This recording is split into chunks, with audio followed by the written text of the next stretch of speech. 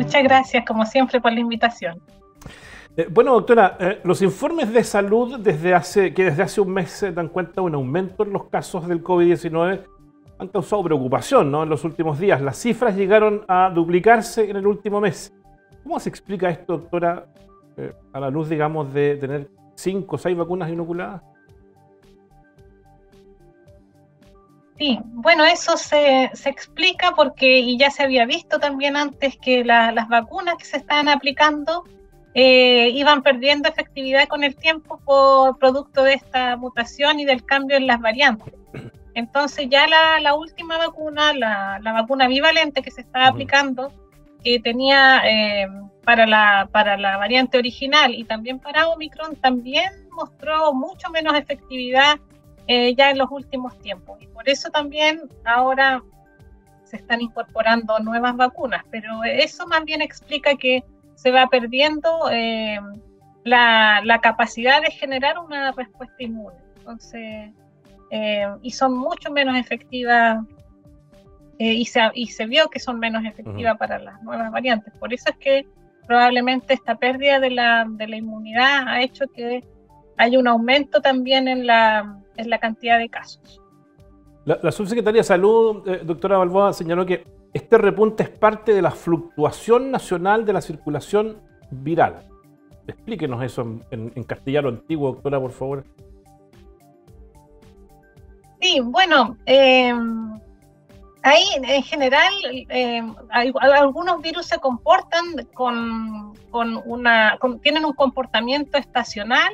Entonces, por ejemplo, en invierno vemos que hay algunos virus que afectan con mayor prevalencia que otros. Sin embargo, para efectos del COVID-19 no tiene un comportamiento como los otros casos que son estacionales, que dependen de la estación, ¿no? Nosotros no hemos visto eso en el COVID-19.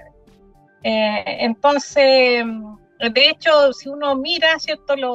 Que también, cuando uno mira la incidencia de casos, tampoco es que uno pueda explicar también el fenómeno, porque el reporte de casos depende de la cantidad de testeo. Si no se hacen test, entonces va a aparecer casos cero, pero eso no quiere decir que el virus no esté circulando, sino que la gente no se está testeando.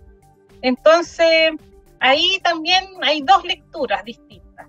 En qué momento la gente se está testeando y en qué momento estamos siendo capaces de detectar realmente que el virus esté aumentando o no. Ya, me deja en términos futbolísticos, me deja la pelota con dos temas que son interesantes que vamos a ir desarrollando. Testeo es una y el tipo de virus es otra. Y a propósito de eso, ¿es el mismo COVID-19, doctora, que conocimos y que causó tanto terror en la población mundial? ¿O ya nos fuimos de ese y aparece otra, porque no se ha vuelto buena persona, ¿no? Como dijo alguien por ahí alguna vez. No, efectivamente, lo que conocemos como COVID-19 ahora es una enfermedad completamente diferente a la enfermedad de COVID-19 que conocimos cuando empezó la pandemia. ¿Y por qué? Porque nosotros inicialmente, como digamos es un virus que afectó a la humanidad por primera vez en el 2019, a finales de 2019-2020, no teníamos ningún tipo de inmunidad ante este nuevo virus. Sin embargo, el hecho de que se haya introducido, ¿cierto?, con la inmunización por vacunas, pero también el hecho de que ya hayamos estado siendo infectados también durante estos años que han pasado, eso nos permite y nos confiere una cierta inmunidad. Entonces, además, las variantes han ido cambiando y han cambiado las características de esta enfermedad. Por lo tanto, ahora lo que se ha visto con los indicadores que se producen una enfermedad mucho más leve, con cuadros más leves, parecidos a un resfrío y sin requerimiento de hospitalizarse, por ejemplo, que en el comienzo se veía también el aumento de la incidencia de casos, estaba muy correlacionado con la cantidad de pacientes que se requerían hospitalizar y de las personas que requerían de una unidad de paciente crítico. Entonces la enfermedad es completamente diferente a lo que conocimos nosotros aquí en Chile en el 2020. Esta es la cepa XBB 1.5, ¿no?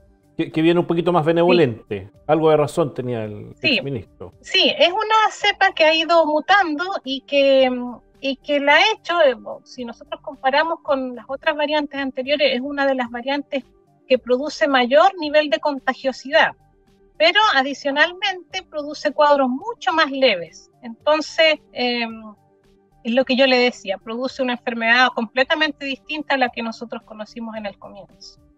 ¿Y cómo identificar, doctora, si es un resfrío común, una gripe, o efectivamente es esta cepa XBB 1.5, dado lo que usted planteaba? Es decir, no hay testeo como lo conocimos durante la pandemia, ¿no?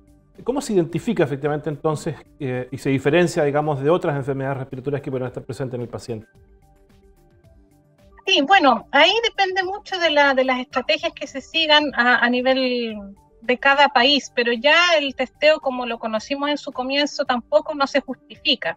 Entonces este es un virus que se incorporó, ¿cierto? Llegó para quedarse, lo vamos a tener presente como una enfermedad respiratoria que nos va a estar afectando, tanto como es el resfrío, como es la gripe. Muchos de nosotros hemos pasado por enfermedades respiratorias y no nos hemos testeado, no hemos sabido qué virus nos afecta, mientras que sea una enfermedad leve que no requiera de un tratamiento específico, no hay necesidad de testear. Ahora, cuando probablemente si esto generara cierto que esto requiere de cuidados específicos y requiriera de hospitalización, entonces ahí se requiere identificar cuál es el agente causal que está produciendo en este caso una infección respiratoria. Entonces, para efectos prácticos, si genera una enfermedad leve, en realidad es difícil identificar si es un resfrío común o una gripe o es COVID-19 producido por esta subvariante de Omicron. Ya. ¿Y cuál es la diferencia, doctora, entre la vacuna bivalente y monovalente? Más que la vacuna, digamos, estos dos conceptos de bivalente y monovalente, ¿cómo se diferencian? Bueno, como hacer un poquito de resumen en relación a cómo ha ido, ¿cierto?, los esquemas de vacunación. Al comienzo se generó o se formuló una vacuna para la variante original, que es la variante de Wuhan. Entonces esa es una vacuna monovalente porque era solamente para la variante original. Después, ¿cierto?, se empezó a aplicar la vacuna bivalente, que incluía la cepa original de Wuhan y adicionalmente la variante que era la más prevalente en su momento, que ha sido Omicron. Y ahora pasamos otra vez a una monovalente porque se va a hacer se formula una vacuna específica para la subvariante de Omicron más frecuentemente en circulación. Entonces, por eso ahora ya no se considera la variante original de Wuhan, sino que la subvariante específica de Omicron, que es la que más está circulando. Entonces, más específica. Ya, dimos cuenta entonces del patógeno que anda dando vuelta. Hablemos un poquito de comunicación de riesgo, doctora. ¿Cómo le explicamos a la ciudadanía, ¿no? No solo explicamos, sino además entusiasmamos a la gente para inocularse nuevamente, dado que existe todavía de alguna manera algún agotamiento pandémico, ¿no? Sí, bueno, yo creo que con la pandemia hemos aprendido muchas cosas y una de esas cosas es el autocuidado, ¿cierto? El generar una conciencia. Y en este caso la conciencia tiene que ser generada principalmente en los grupos de riesgo. Esta vacuna monovalente para la subvariante de Omicron no se aplica universal, o sea, hay grupos de riesgo muy focalizados como tiene que ser. En el caso de todos los temas que son de prevención, la prevención está centrada en grupos de riesgo. Entonces, en este caso hay 4 grupos de riesgo donde yo me imagino que durante este tiempo de pandemia también existe más conciencia, porque principalmente los grupos de riesgo son los que fueron más afectados durante esta pandemia, que son las personas mayores de 60 años, son las personas que han tenido, que tienen alguna enfermedad crónica, son las personas inmunocomprometidas y el personal de salud. Entonces, principalmente como son los grupos de riesgo, también yo diría que ahí hay más conciencia en la necesidad, ¿cierto?, de una dosis de refuerzo.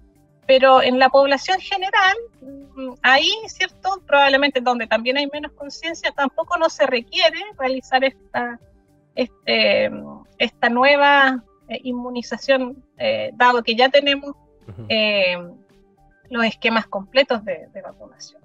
Ahora, ¿cuál es el riesgo, doctora, para estos grupos el no inocularse con esta vacuna si eventualmente se contagian de esta cepa XBB 1.5? Bueno, el riesgo, como yo le comentaba, en relación a lo que nosotros conocimos al principio, es mucho menor. De hecho, la evidencia muestra, ¿cierto?, que esta variante produce una enfermedad más leve. Sin embargo, ¿incluso en los grupos de riesgo? Incluso en los grupos de riesgo. Entre los grupos de riesgo, incluidos, si los comparamos, también. El punto es que el COVID-19 es una enfermedad que produce también una interacción con otros factores de riesgo y que entonces a veces es incierto el cómo va a reaccionar, por ejemplo, con la obesidad, con la diabetes, con la hipertensión, y por lo tanto por eso es mejor mantener un esquema de inmunización y mantener un cierto nivel de inmunidad dado a este refuerzo que ahora se está ofreciendo. Ahora, pero Chile, sí. A nivel internacional, la incidencia de casos, el aumento de los casos producidos por esta variante no se ha asociado con aumento en el requerimiento, por ejemplo, de una unidad de paciente crítico. A nivel internacional no se ha visto. Por lo tanto, eso evidencia que es una variante que genera una enfermedad mucho más leve. Ahora, a la luz de lo que usted nos comenta, Chile es el primer país latinoamericano en inocular esta vacuna monovalente. ¿Se adelanta Chile o está bien, digamos, que seamos efectivamente el primer país a nivel latinoamericano con esta vacuna? Sí, bueno, lo que hay que dejar bien establecido es que esta vacuna que se está aplicando ahora, esta vacuna monovalente para esta subvariante de Omicron, es una vacuna que ya ha sido aprobada por una de las agencias más estrictas que existen, que es la EMA, que es la Agencia Europea del Medicamento, y también fue aprobada por la FDA de Estados Unidos, y en Chile, adicionalmente, para poder ser aplicada a la población, tiene que ser aprobada por el Instituto de Salud Pública. Así que desde ese punto de vista es una vacuna que ha sido probada y que es una vacuna que es mucho más efectiva, ¿cierto?, para las variantes que están circulando ahora. Por lo tanto, es una vacuna desde el punto de vista que es segura.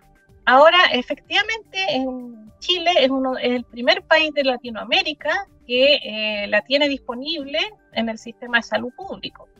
Pero Chile se ha caracterizado durante también toda la pandemia en ir a la vanguardia en temas de vacunación. Así que no es extraño que también Chile sea el primero que la disponga en la salud pública.